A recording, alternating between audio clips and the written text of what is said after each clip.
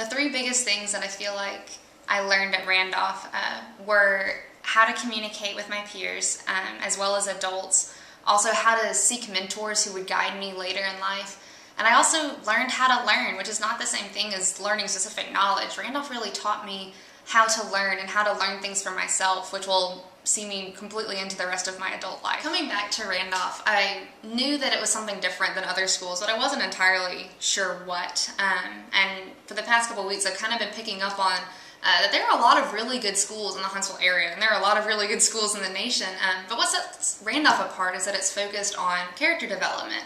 I'm in grad school for school counseling, and we spend a whole lot of time talking about how to conduct lessons of character development and what that means and what that looks like and how you can get teachers to kind of buy into what you're teaching and see that it's important for them to continue teaching their kids about character development.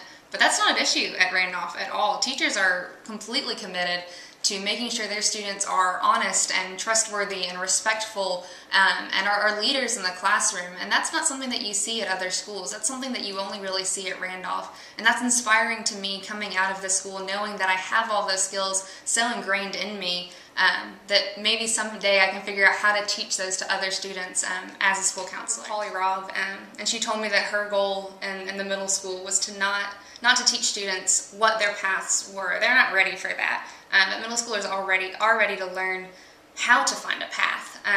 And I can feel that now. I'm in a school counseling graduate program, but I'm not exactly sure where that path is going to lead me.